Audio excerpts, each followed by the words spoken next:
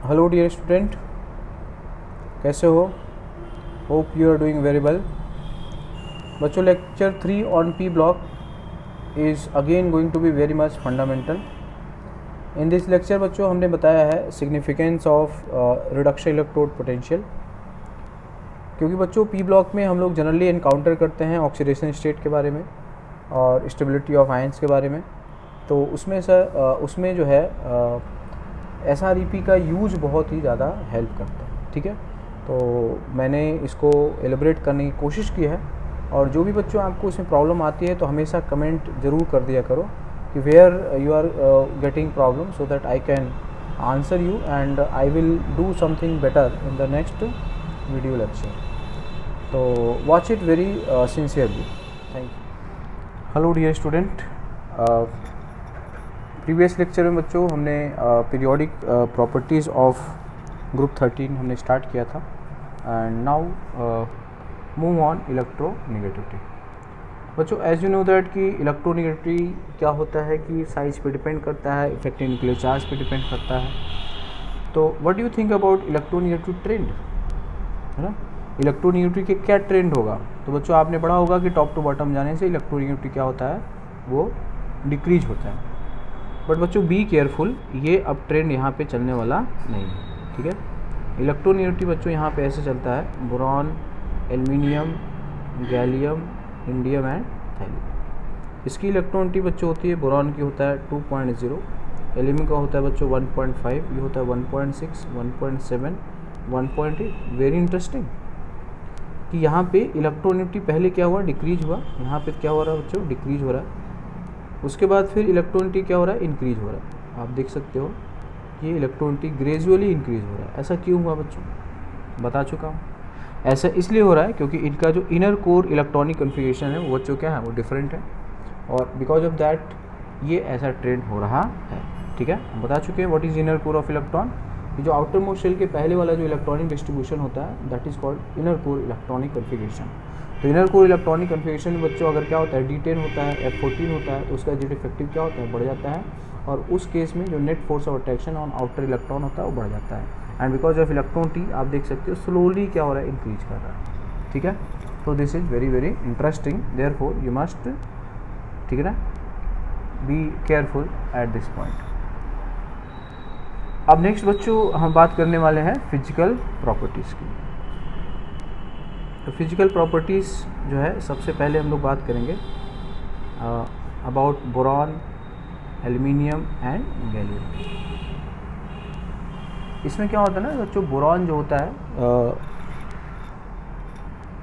अगर top to bottom की हम बात करें बच्चों, ठीक है, जैसे ये बोरॉन है, aluminium, gallium, indium and thallium. तो ये जो बच्चों है ना, ये बोरॉन, ये क्या है, इसकी इलेक्ट्रॉनिटी मैक्सिमम है ना, अभी हमने देखा मैक्सिमम। ये क्या होता है, मोस्ट क्या होता है, नॉन मेटालिक। इनफैक्ट ये आप इसको बोलोगे कि जो बोरॉन है वो क्या है, ये नॉन मेटल है, ये first non metal of P block है। बोरॉन नॉन मेटल है, ये सब के सब क्या है बच्चों, सब के सब मेटल है। ठीक है, ये सब के सब क्या है, मेटल है। तो बोरॉन ये नॉन मेटल है, ये अनयूजुअल चीज़ है, ये ध्यान रखेंगे। यानी कि इसका जो ऑक्साइड होगा बच्चों वो क्या होगा, वो एसिडिक होगा। ठीक है, और बोरॉन जो होता है बच्चों, बोरॉन क्या होता है, वेरी हार्ड होता है, वेरी हार्ड। ऐसा क्यों है, क्योंकि ये क्रिस्टलाइन सॉलिड होता है बच्चों।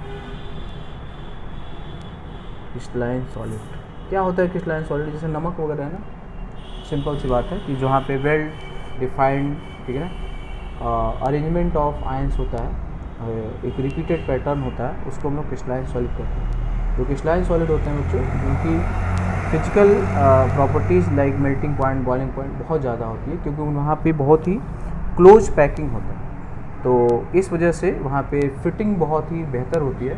दैट्स वाई वहाँ पे क्या होता है कि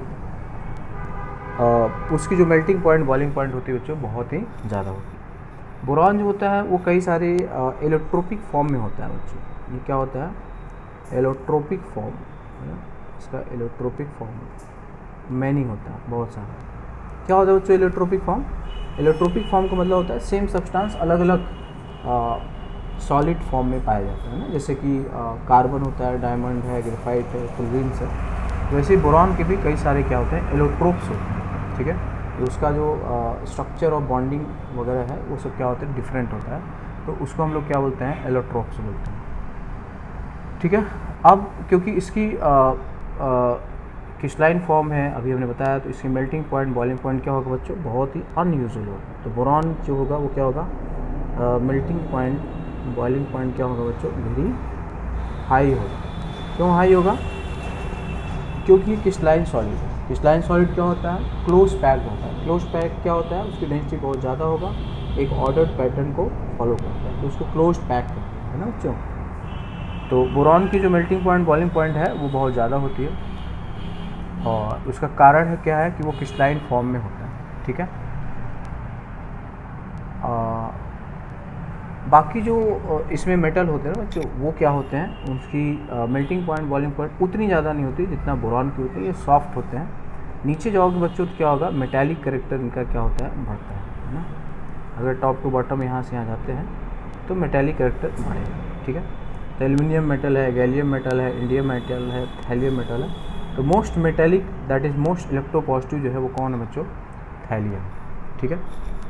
इसमें मोस्ट इम्पॉर्टेंट है गैलियम बच्चों।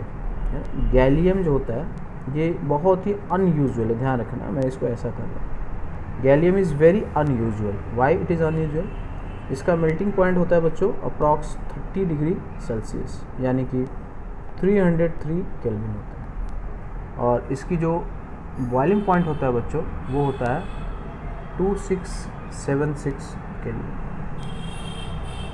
अब बच्चों इसका एडवांटेज क्या है, जैसे मरकरी होता है ना, ठीक उसी प्रकार से ये भी है। तो ये अगर समर टाइम होता है, जैसे कि अभी राइट नाउ की अगर हम बात करें तो है ना, इन द मंथ ऑफ मई और जून नॉर्मल जो टेम्परेचर होता है, ठीक है ना, डे टाइम का, वो क्या होता है, मोर देन 40 के आसपास होता है। तो 40 डिग्री सेल्सियस, ये 30 डिग्री सेल्सियस क्या होता है बच्चों, लिक्विड होता है। अब इसकी बॉइलिंग पॉइंट बहुत ज़्यादा है, मतलब ये लिक्विड से वेपर में जाना, that is very difficult task, है ना। 2676 केल्विन है, ठीक है। तो इस वजह से इसका यूज होता है बच्चों क्या करने के लिए, टेम्परेचर को मेज़र करने के लिए, ठीक है। तो useful for measurement of temperature, useful for measurement of temperature, ठीक है, ऑफ हाई हीटेड बॉडी, है ना, ऐसी कोई बॉडी जिसका टेम्परेचर काफ़ी ज़्यादा हो, ठीक है, तो उसके लिए हम इसका यूज़ करते हैं। तो ये बच्चों ऑब्जेक्टिव में बहुत बार पूछा जाता है, इसको आप ध्यान रखें, ठीक है। Now will move on chemical properties.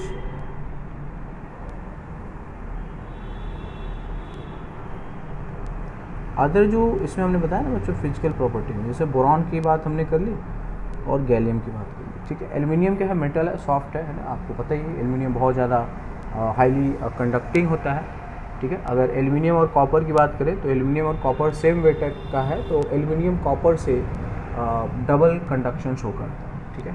इसलिए जो भी हाई टेंशन वायर्स होते हैं आप देखते हैं ना, एल्युमिनियम के बनाए जाते हैं, ठीक है। तो उसकी कंडक्टिविटी बहुत ज़्यादा होता है, सॉफ्ट होता है, आप जैसे चाहे वैसे मोड़ सकते हैं, ठीक है। इसका यूज जो होता है एयरक्राफ्ट में, प्लेन डिज़ाइनिंग, प्लेन के फॉर्म बॉडी मेकिंग में होता है ना। उसमें बहुत सारे एलॉयज़ होते हैं, that is different thing, not with pure aluminium, बहुत सारे वहाँ पे एलॉयज़ होते हैं, ठीक है। अब now move on chemical properties like oxidation state and trends in chemical reactivity, ठीक है। Oxidation states and trends in chemical reactivity.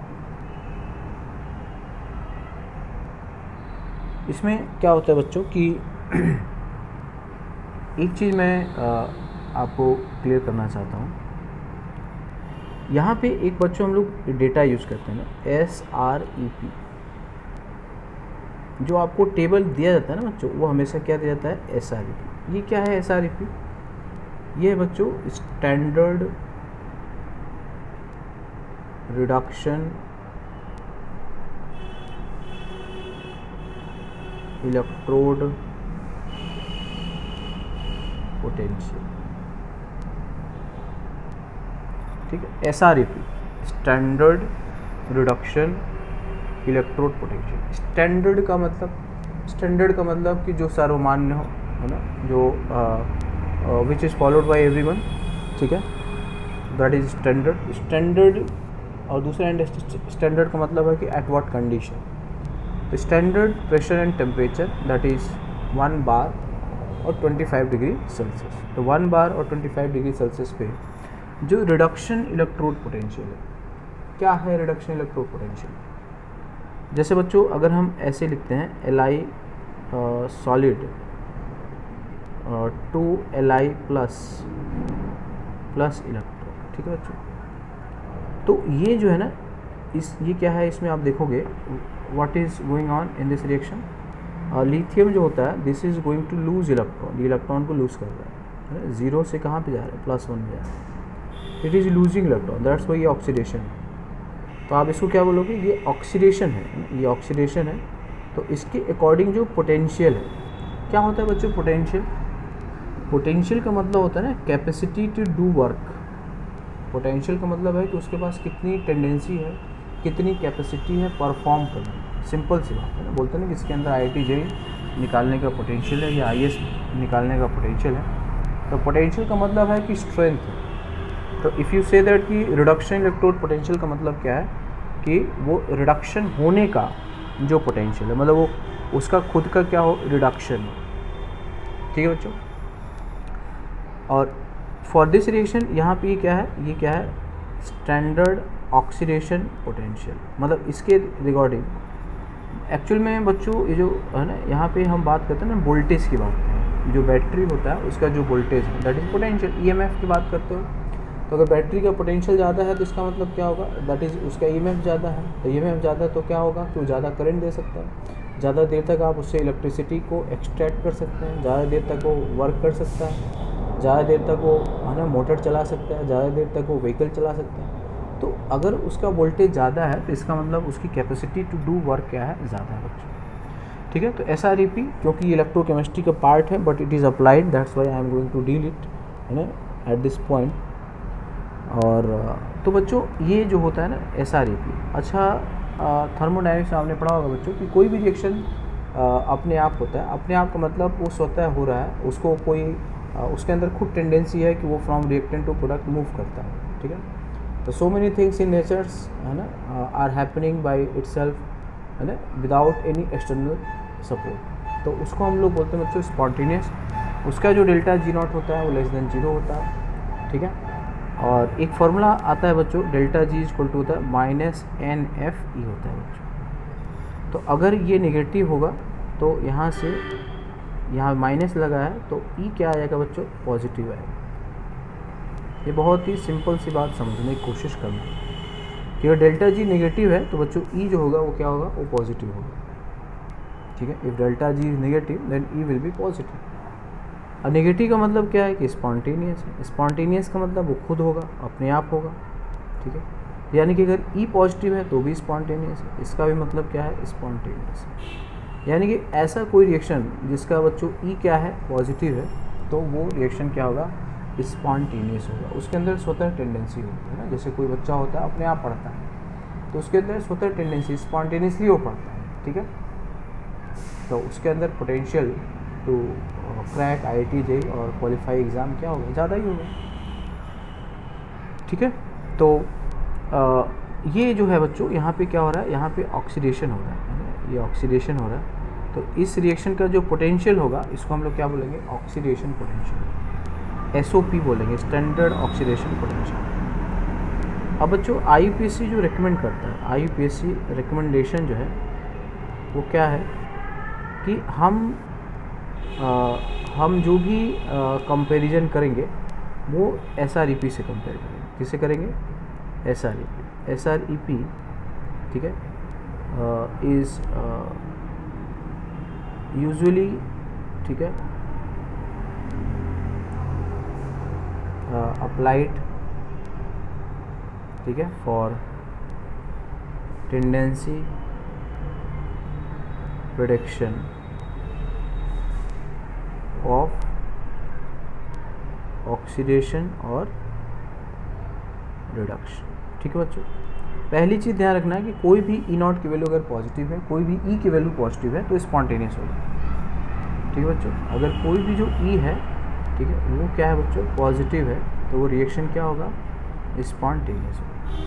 अच्छा, अगर ई पॉजिटिव की बजाय नेगेटिव हो गया तो बच्चों, तो इसका मतलब है कि उसका रिवर्स रिएक्शन स्पॉन्टेनियस होगा। ये ध्यान रखना, ठीक है। तो इसमें याद रखना है बच्चों कि if E is negative, it means reverse of this reaction will be spontaneous। जैसे बच्चों अगर कोई पढ़ाई नहीं करता है तो पढ़ाई ना करने का रिवर्स क्या है ना, खुराफात करना, शरारत करना।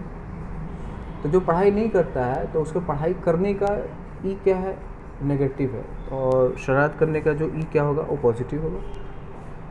ऐसा समझना कि एक अगर किसी रिएक्शन का ई पॉजिटिव है तो स्पॉन्टेनियस है, अगर ई नेगेटिव है तो उसका रिवर्स स्पॉन्टेनियस है।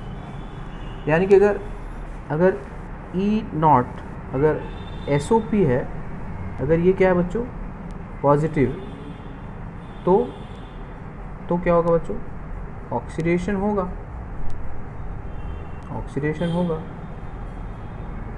ऑक्सीडेशन का मतलब क्या होता है बच्चों, लॉस ऑफ इलेक्ट्रॉन। ठीक है, यानी कि क्या होगा, greater losing tendency of electron. ठीक है, अब अगर बच्चों इसका उल्टा कर लें कि अगर जैसे ई नॉट है, SREP है, अगर ये नेगेटिव है तो इसका मतलब इसका उल्टा बच्चों, ऑक्सीडेशन का उल्टा क्या है, रिडक्शन है। जैसे मालूम हमने लिखा Li2 Li प्लस इलेक्ट्रॉन, ये वाला रिएक्शन क्या है, ये ऑक्सीडेशन है। इसका उल्टा लिखना मतलब Li plus electron goes to Li, ये क्या है, ये रिडक्शन। ठीक है, ये क्या है, रिडक्शन। तो बच्चों IPC कहता है ना कि हम क्या देंगे डाटा, हम ई नॉट ऑक्सीडेशन और ई नॉट रिडक्शन में क्या है, आपने रिएक्टेंट को प्रोडक्ट को रिएक्टेंट कर दिया, तो ई नॉट का या डेल्टा H का साइन क्या होगा, उल्टा हो जाएगा। ई नॉट का साइन क्या होगा, उल्टा होगा। ई नॉट मतलब स्टैंडर्ड कंडीशन। ठीक है, तो अगर हमने ऐसा कुछ लिखा है Li2 Li प्लस इलेक्ट्रॉन या Li plus electron goes to Li, तो इन दिस केस क्या होगा बच्चों, अगर ये निगेटिव है, ये क्या है बच्चों, ई नॉट दैट इज SREP।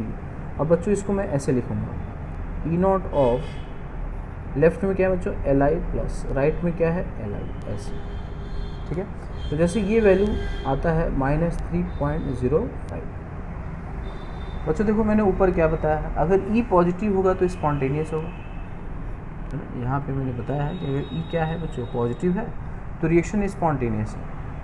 अब मैंने यहाँ पे क्या दिया, SREP दे दिया। SREP क्या है, नेगेटिव है, ये क्या है बच्चों, नेगेटिव।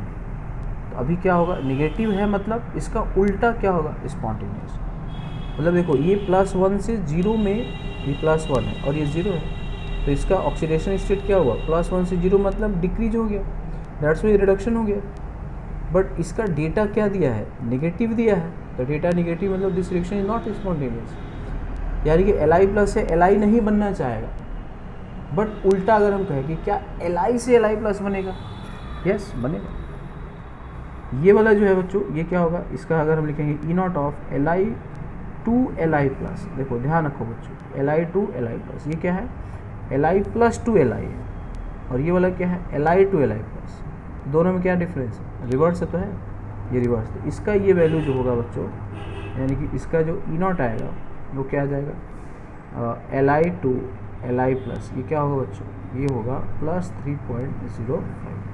ठीक है, क्योंकि रिएक्शन रिवर्स हो गया तो उसका ई नॉट का साइन क्या होगा बच्चों, रिवर्स हो जाएगा। अब देखो ये अभी हमने बताया है कि अगर ई पॉजिटिव है तो यानी कि वो रिएक्शन स्पॉन्टेनियस होगा, और अगर ई बच्चों नेगेटिव है तो नॉन स्पॉन्टेनियस है। तो यहाँ पे क्या हमने देखा कि इसका ई नॉट ये पॉजिटिव मतलब ये होगा, ये निगेटिव है मतलब ये नहीं होगा, यानी कि इसका उल्टा होगा, उल्टा ये है।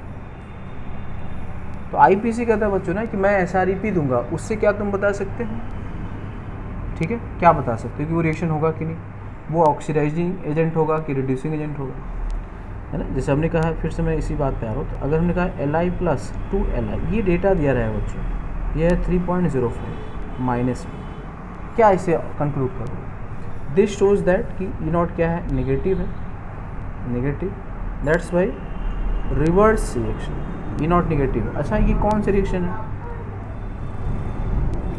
ये कौन सा रिएक्शन है, ये अभी ये रिडक्शन है, राइट, नेगेटिव। तो इसका जो ऑक्सीडेशन होगा बच्चों, है ना, इसका क्या होगा, जो ऑक्सीडेशन होगा,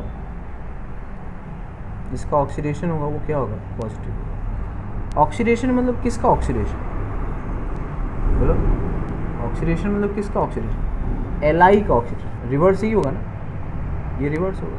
तो अगर आप ये लिखोगे कि E0 ऑफ Li2Li+, ये क्या आ जाएगा, ये आ जाएगा +3.05, तो ये वाली वैल्यू पॉजिटिव मतलब ये रिएक्शन होगा, ठीक है। तो E0, सिंपल सी बात है कि इफ E0 इज नेगेटिव, इसका मतलब it's reverse reaction will be spontaneous, क्योंकि रिवर्स रिएक्शन का E0 जो होगा पॉजिटिव आएगा। कोई भी रिएक्शन स्पॉन्टेनियस होने के लिए उसका डेल्टा जी नेगेटिव होना चाहिए, यानी डेल्टा जी का मतलब ई की वैल्यू नेगेटिव, ई की वैल्यू पॉजिटिव होना चाहिए, उल्टा करना है, क्योंकि डेल्टा जी क्या है, -NFE। और ये फार्मूला कहाँ से आया, ये इलेक्ट्रोकेमिस्ट्री में आप पढ़ सकते हैं, मैं बताऊंगा आगे चल के, ठीक है। नाउ तो अब बच्चों क्या होता है ना कि आईपीसी रिकमेंड करता है कि I will provide you E0 SREP। तो बस अब मैं इस चीज़ को कंक्लूड कर रहा हूँ कि if SREP is negative, if SREP is क्या, negative, this implies it will be good reducing agent, बस ये चीज़ है। अब बच्चों ये मैंने कैसे कंक्लूड कर लिया, SREP नेगेटिव तो गुड रिड्यूसिंग एजेंट कैसे हो गया। देखो बच्चों, अगर SREP नेगेटिव है तो इसका मतलब ये रिएक्शन नहीं होगा, तो ये नहीं होगा तो इसका उल्टा होगा, इसका उल्टा क्या होगा, ये वाला होगा, है ना। अगर ये रिएक्शन नहीं हो रहा है तो ये उल्टा से जाएगा, ये वाला ये इधर से आएगा, मतलब ये यानी कि इधर जा रहा है, तो ये रिएक्शन होगा, तो इसका खुद का क्या होगा, ऑक्सीडेशन होगा। ये अगर ऑक्सीडेशन इसका खुद का होगा तो ये इलेक्ट्रॉन लूज करेगा, तो ये इलेक्ट्रॉन दूसरे द्वारा गेन किया जाएगा, तो उसका खुद का क्या होगा, रिडक्शन होगा। तो जिसका ऑक्सीडेशन होता है वो रिड्यूसिंग एजेंट होता है बच्चों, ठीक है। तो species which is oxidized act as reducing agent, ठीक है। तो जो स्पीसीज क्या होगा बच्चों, ऑक्सीडाइज होगा, वो किसकी तरह बिहेव करेगा, रिड्यूसिंग एजेंट की तरह बिहेव करेगा। SREP जितना ज़्यादा नेगेटिव होगा वो उतना ही अच्छा रिड्यूसिंग एजेंट होगा, SREP जितना ज़्यादा पॉजिटिव होगा वो उतना ही अच्छा ऑक्सीडाइजिंग एजेंट होगा, ठीक है, ये ध्यान रखना। SREP is negative, it will be good reducing agent, ये बहुत अच्छा रिड्यूसिंग एजेंट होगा, ठीक है बच्चों। तो फॉर एग्ज़ाम्पल बच्चों, जैसे यहाँ पे एक क्वेश्चन मैं बुक से ही पिक करता हूँ। जैसे बच्चों ये दिया है, जैसे ये है E0 of Al+3 to Al, ये है -1.66।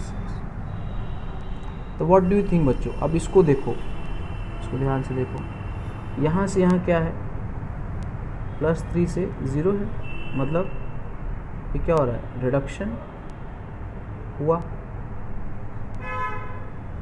ठीक है। अब ये क्या आ रहा है, ये नेगेटिव है, इसका मतलब ये रिएक्शन नहीं होगा,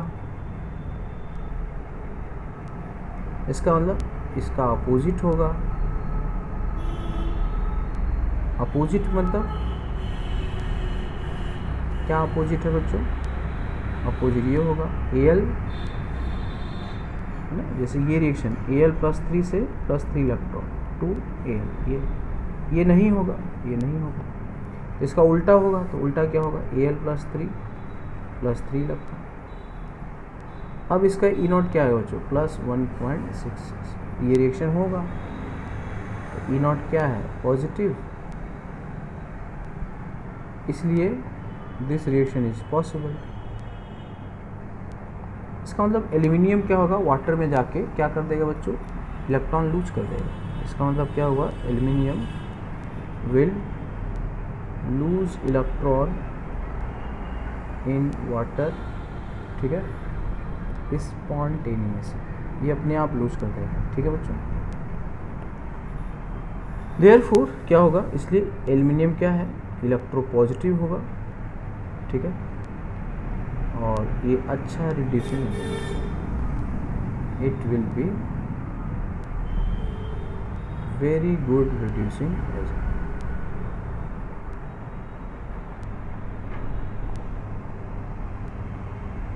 ठीक है बच्चों, ये बहुत ही अच्छा रिड्यूसिंग एजेंट होगा, ठीक है। तो अगर E0 अगर क्या है बच्चों? नेगेटिव है तो अच्छा रिड्यूसिंग एजेंट है, ये मैंने एक्सप्लेन किया है, उसको एक दो बार देख लेना, ठीक। अब रही बात बच्चों, ये जो है अगर E0 of Tl+3 to Tl है बच्चों, ये देखो ध्यान से, ये क्या है? +1.26, ठीक है। अब देखो ये क्या है बच्चों? ये क्या है? पॉजिटिव है। अच्छा, व्हाट इज दिस? ये ऑक्सीडेशन हो रहा है, सॉरी, इसका क्या हो रहा है? रिडक्शन, ठीक है। ये भी रिडक्शन है, +3 से 0 है ना, +3 से 0 तो कम हो गया, ये भी रिडक्शन है। तो बताओ व्हाट डू यू थिंक, इसका रिडक्शन होना स्पॉन्टेनियस है? दिस शोज दैट ये रिडक्शन इज स्पॉन्टेनियस, इसका जो रिडक्शन है वो स्पॉन्टेनियस है, ठीक है। इसका मतलब पानी में जो बच्चों Tl+3 है वो 3 इलेक्ट्रॉन लेकर किस में चला जाएगा? Tl में चला जाएगा, ठीक है। तो अगर थैलियम+3 है तो 3 इलेक्ट्रॉन Tl में भाग गया, ये ध्यान रखना। क्यों भाग गया? इसका E0 पॉजिटिव। अच्छा, अब रीज़न हम एक्सप्लेन करें, याद करो। तो इसमें जो थैलियम होता है, इसमें क्या होता है बच्चों? इसका जो इनर कोर इलेक्ट्रॉन होता है, इसमें क्या होता है? नोबल गैस होता है। नोबल गैस प्लस क्या होता है? आफ्टर नोबल गैस क्या होता है बच्चों? 4d10 होता है, sorry 5d10 and 5d10 sorry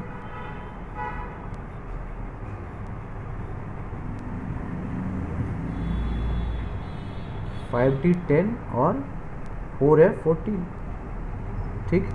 और इसके बाद क्या होता है? 6s2 और 6p1, ये बच्चों थैलियम होता है। तो ये हमने बताया, ये क्या होते हैं? इसका पुअर शील्डिंग होता है ना, पुअर शील्डिंग होता है। इस वजह से क्या होगा बच्चों? दैट्स वाई ये क्या होगा? फोर्स ऑन 6s2 क्या होगा? वेरी हाई होगा। इसलिए पार्टिसिपेशन ऑफ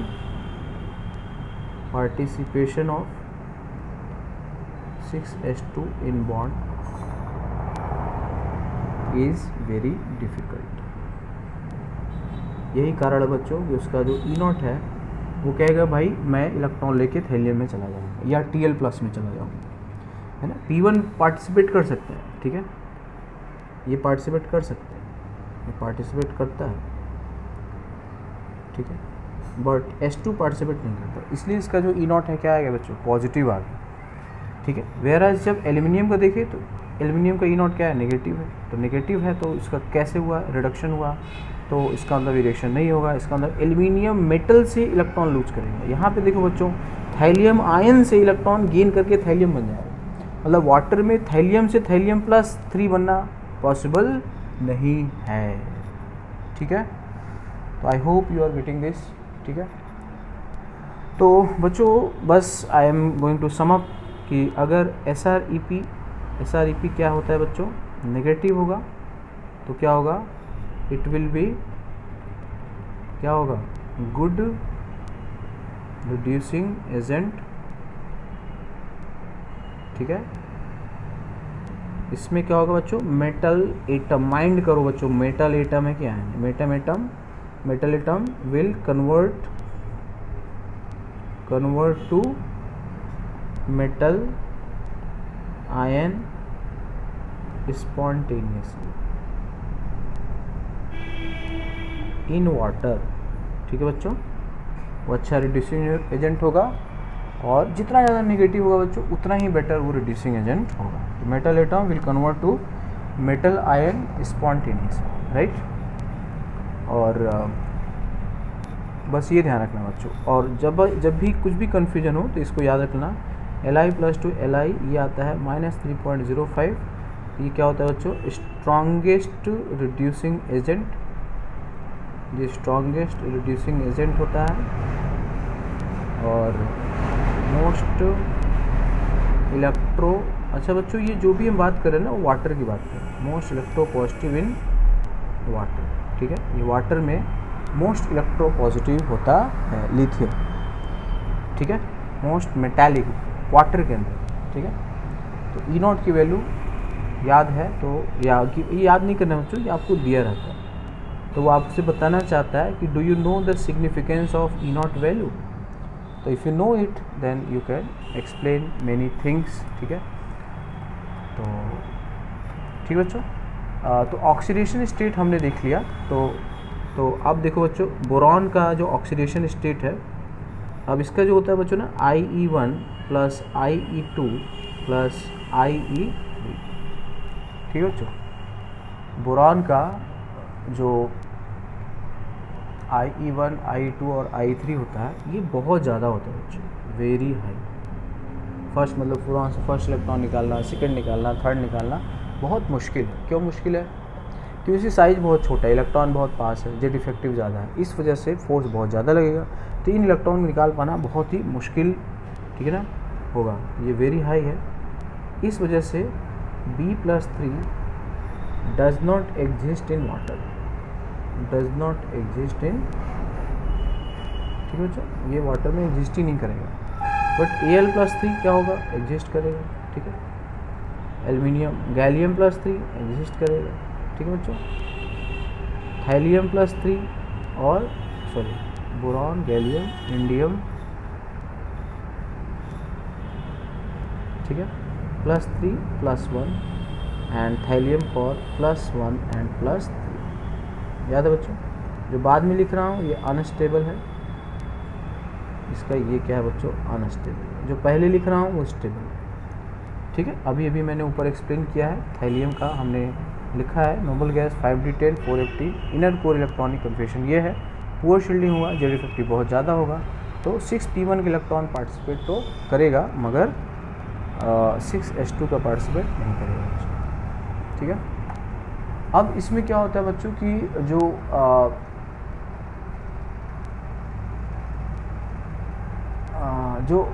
बोरॉन होता है ना बच्चों, हमने बताया था ना कि उसकी क्रिस्टलाइन सॉलिड होता है, इसलिए उसकी रिएक्टिविटी बहुत कम होती है ना, क्योंकि उसकी लैटिस एनर्जी, सब्लिमेशन एनर्जी बहुत क्या होती है बच्चों, ज़्यादा होती है।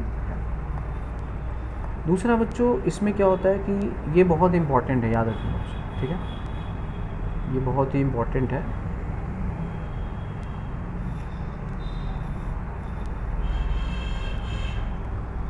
अब इसमें बच्चों हमें देखना है कि इनकी जो वैलेंसी होती है, ठीक है ना, जैसे बोरॉन ये क्या होगा 1s2 2s2 and 2p1। Valency कितनी है बच्चों, बिकॉज इसके पास केवल 3 इलेक्ट्रॉन है, 3 इलेक्ट्रॉन की शेयरिंग कर सकता है, ठीक है। ये 3 इलेक्ट्रॉन यहाँ से इसको प्रमोट कर देंगे एक्साइटेड स्टेट में, यस। तो ये वाला जो ऑर्बिटल है ना बच्चों, ये क्या है, ये वैकेंट। अब ये किसी से भी कंबाइन करेगा बच्चों, तो कैसे कंबाइन करेगा, सिंपल है कि सबसे एक इलेक्ट्रॉन जो है वो लेने की कोशिश करेगा।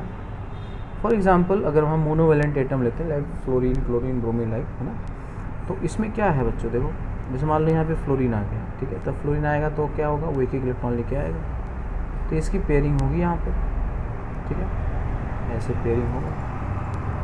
तो ट्राईवेलेंट यानी कि बोरॉन जो होगा वो एक इलेक्ट्रॉन अपना होगा, एक फ्लोरीन का होगा। टोटल इसके पास कितने होंगे बच्चों? 6 इलेक्ट्रॉन है ना। टोटल इसके पास जो है वो कितने हैं बच्चों? 6 इलेक्ट्रॉन। एक तो फ्लोरीन का है, ठीक है, एक तो फ्लोरीन का है और एक जो है वो किसका है? एक बोरॉन का है, ठीक है। तो ये बोरॉन का है,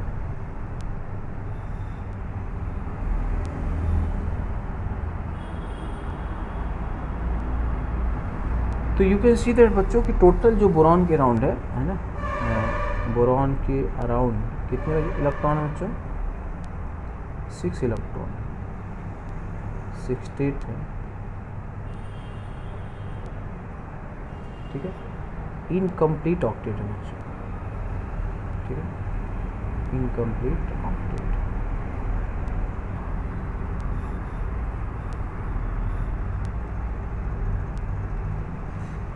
ठीक है, यहाँ पर ये ऑर्बिटल जो है ना बच्चों ये खाली है, ये वैकेंट ऑर्बिटल है,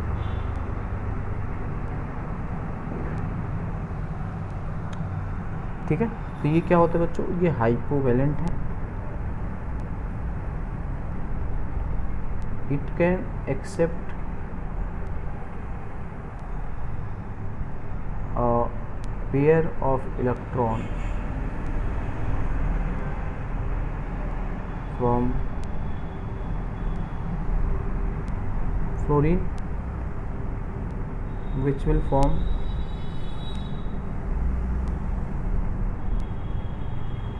pi bond, also called back bond। देखो बच्चों, हमने केमिकल बॉन्डिंग में बता रखा है, आपने भी कहीं भी पढ़ा होगा। तो ये जो बोरॉन F है, क्योंकि इसके पास वैकेंट ऑर्बिटल है, ठीक है, तो यहाँ पर इसके पास क्या होता है? अतिरिक्त लोन पेयर है, तो ये लोन पेयर इस ऑर्बिटल में आ जाएगा। तो बच्चों यहाँ पर इस तरह से फ्लोरीन पे प्लस आ जाए। बच्चों फ्लोरीन पे प्लस आ सकता है अगर उसका ऑक्टेट कंप्लीट है तो, ठीक है। अब इसका देखो बच्चों, इसका ऑक्टेट क्या हो गया? कंप्लीट हो गया। जिन लोग टोटल 4 बॉन्ड है, ऑक्टेट कंप्लीट है, ठीक है। तो इसको बच्चों हम लोग क्या बोलते हैं? बैक बॉन्ड कहते हैं। इसको क्या बोलते हैं? Back bond. इसको हम इंट्रामोलिकुलर लुईस एसिड बेस भी बोलते हैं। ये क्या है बच्चों? लुईस एसिड है, और ये क्या है? ये लुईस बेस। सेम मॉलिक्यूल के अंदर है, इसलिए इसको हम लोग क्या बोलते हैं? इंट्रामोलिकुलर। क्या बोलते हैं बच्चों? Intramolecular Lewis acid base reaction. अब बच्चों एज यू नो दैट कि जो पाई बॉन्ड होता है वो क्या होता है? पाई बॉन्ड क्या होता है बच्चों? वीक बॉन्ड होता है। इसकी इलेक्ट्रॉन की लेने की जो भूख है ना वो ख़त्म नहीं हो पाती। अभी भी ये लुईस एसिड होता है, लेकिन कुछ हद तक इसकी भूख शांत हो चुकी है। तो पाई बॉन्ड जो होता है इज वीकर बॉन्ड होता है बच्चों, है। तो ये जो बोरॉन के साथ ये बैक बॉन्डिंग बनाता है सबके साथ, ठीक है, ये बैक बॉन्डिंग है, प्लस है माइनस। अगर कोई बाहर से लोन पे लेना आता है तो ये वाला भी लोन पे ले लेगा। अब तुम कहो क्यों लेगा? रीज़न है बच्चों कि ये क्या बनाएगा? ये बनाएगा सिग्मा बॉन्ड बनाएगा, पहला बॉन्ड बनाएगा ना, ये सिग्मा बॉन्ड बनाएगा। इसलिए ये जो पाई बॉन्ड है वो क्या होगा बच्चों? पाई बॉन्ड ब्रेक कर जाएगा।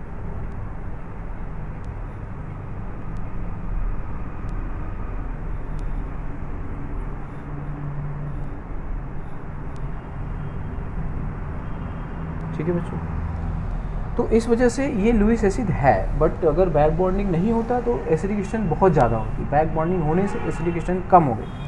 बैक बॉन्डिंग है यानी जैसे मान लो आपको पैसे की बहुत ज़रूरत है, घर वालों ने कुछ मदद कर दिया तो आप थोड़ा सा शांत हो गए, ठीक है देखेंगे बाद में। अब बाहर से कोई पैसे दे रहा है, फ्री में दे रहा है ना, या हेल्प कर रहा है, तो निश्चित रूप से वहाँ से लेने की टेंडेंसी आपकी ज़्यादा हो जाएगी। या आपका कोई पहले का बैंक में पैसा था या शेयर में लगाया था, बढ़ गया, कुछ भी हो गया, तो आप वो पैसे लेने की आपके अंदर इच्छा और ज़्यादा हो जाएगी, ठीक है। तो अगर पहले से सपोर्ट है बैक बॉन्डिंग से, जहाँ पे लोन पेयर होता है, वैकेंट ऑर्बिटल होता है, वहाँ बैक बॉन्डिंग। तो बैक बॉन्ड से सपोर्ट से उसकी एसिडिक स्ट्रेंथ थोड़ी कम हो जाएगी, इलेक्ट्रॉन लेने की भूख कम हो जाएगी, लेकिन भूख अभी भी पूरी तरह से ख़त्म नहीं होगा। क्यों नहीं होगा? क्योंकि जो बाहरी एटम आएगा, बाहरी जो मॉलिक्यूल लोन पेयर देगा वो सिग्मा बॉन्ड बनाएगा, और जो अंदर वाला है वो पाई बॉन्ड बनाएगा। सिग्मा बॉन्ड स्ट्रॉन्गर होता है, पाई बॉन्ड वीकर होता है। तो BF3 जो है वो ऑल्सो क्या है बच्चों? लुईस एसिड है। ठीक है, तो remaining thing I will discuss in next lecture. Thank you for watching. बच्चों ये बहुत ही जो मैं लेक्चर बना रहा हूँ एकदम टू द पॉइंट है, बहुत बच्चों को हेल्प कर सकता है, स्पेशली जो JEE मेन देने वाले हैं या IIT एडवांस देने वाले हैं। तो आप अगर इसको शेयर करते हैं, इसमें आपको कुछ जाता नहीं है। मैं ये नहीं कह रहा हूँ कि I am just doing for publicity, I just want to help कि मैक्सिमम, क्योंकि बहुत ही कम जेन्युइन कंटेंट आपको मिलेंगे, आप कहीं भी ढूंढ लो। ठीक है, तो please help for to other students as possible as. Thank you.